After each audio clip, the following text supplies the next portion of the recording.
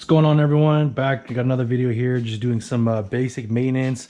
I was kind of doing some research on YouTube, trying to figure out, what's the best way to tackle plugs on the 1UZ FE, and it kind of didn't really go over anything too much. But yeah, so I kind of went and jumped ahead, got started. I took off the air intake ducting, also goes with the filter. You have your plastic cover that goes over your radiator support, and you also have your beauty cover that goes over the engine. You remove both of those, followed by your air filter box. Your air filter box, as you can look right here, you got one 10 mil, you got a couple of vacuum lines, you got a second 10 mil in the back, another 10 mil holding it right here. You have your mass airflow sensor connector. Obviously you have your 10 millimeter hose clamp right here, another 10 mil holding it right here on the filter side right there. But yeah, once you remove all that, kind of just set it aside. All the vacuum hoses kind of just sit here. Just kind of make sure and inspect that they're not, hard as a rock. Make sure they're, at least somewhat soft. But yeah, let's dive in. So once you take off all that, then you have access to your passenger side ignition coils. As you can see here, they are all still original from Toyota. They are the original Denso unit.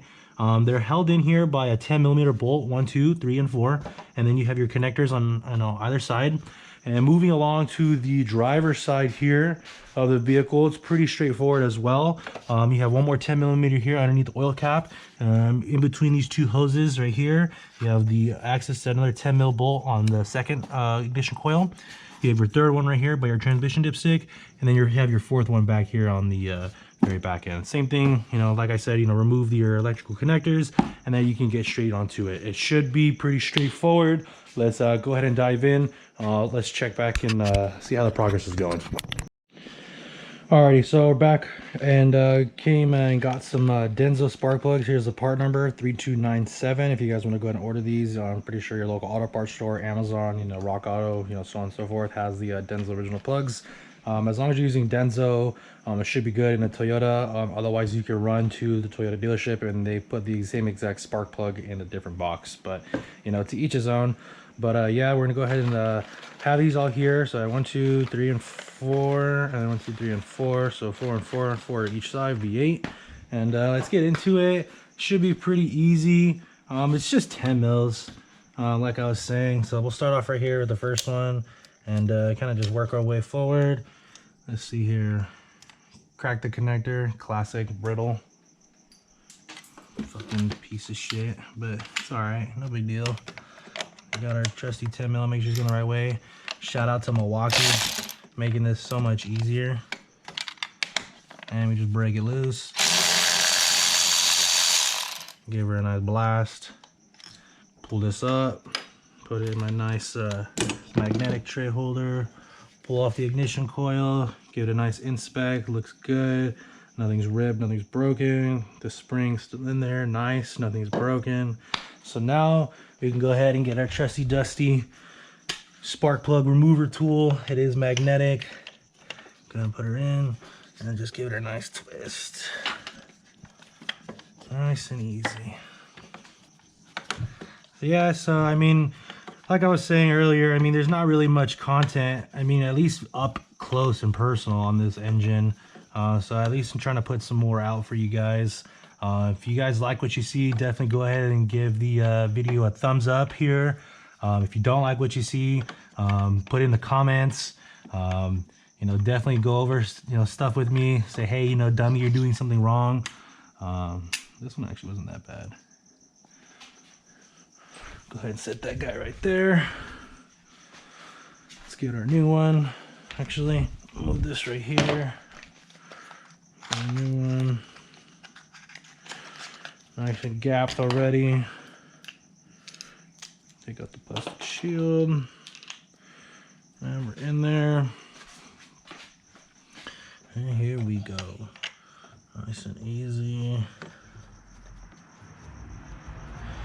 Sometimes if you need to make more room, but I mean, you don't really have to, you can remove the power steering reservoir over. It's just another 10 mil bracket right here, and it's just a free floater, so you can kind of just let it move to the side, kind of just dangle there, but unnecessary.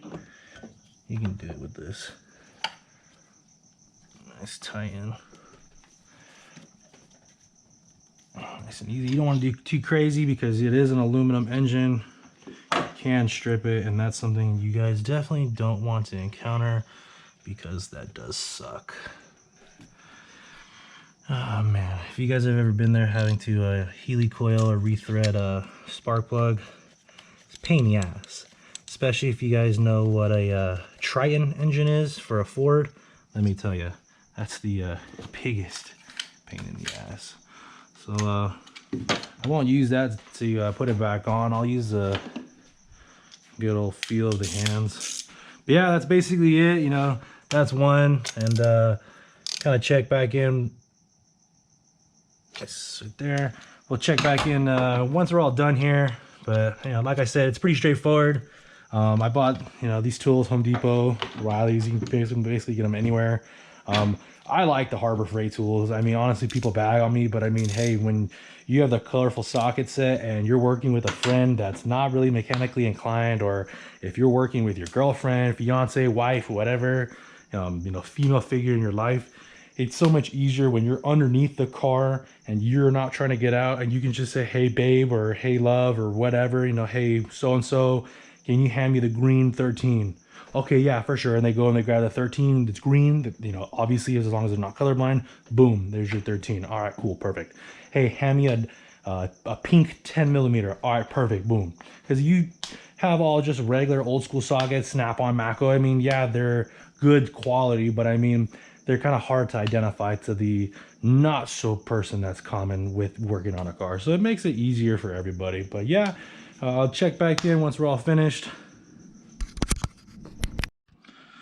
Alrighty, so we're back, and we have, this one was an NGK. This was in cylinder 1 starting on the passenger side. So I'm gonna go 1, 2, 3, 4 on that side, and then 1, 2, 3, 4 on the driver's side. So passenger side, this is cylinder 1, a little oily.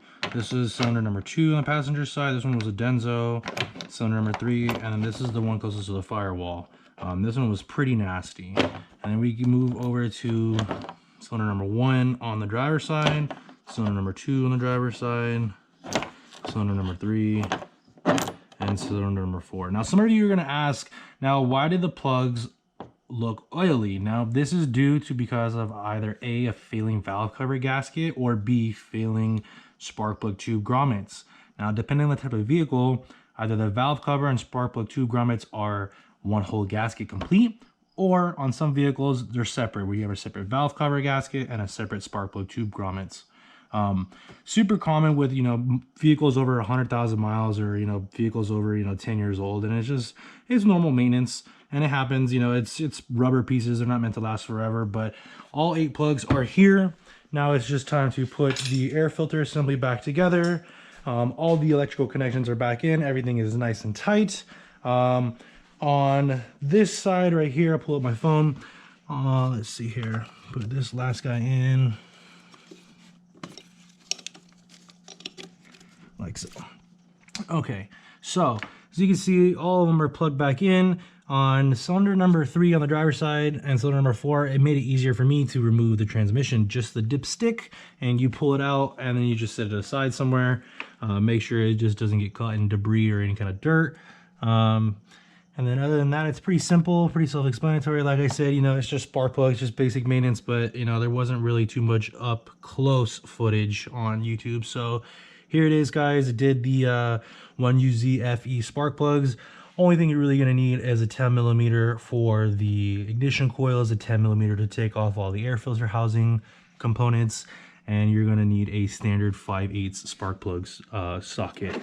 I did use various different styles. I have this one that's a one hole assembly, and I used various sizes of extensions, as you can see all around me. Definitely recommend having at least 3 or 4 or 5 different size extensions, maybe a nice long one here, a medium, a couple shorties. Make it easier for yourself to have those supplies ready for you before you go ahead and, you know, do the job. But that's it, guys. Spark plugs are done here. Like, comment, subscribe. Stay tuned for the next video, and I will see you guys next Tuesday.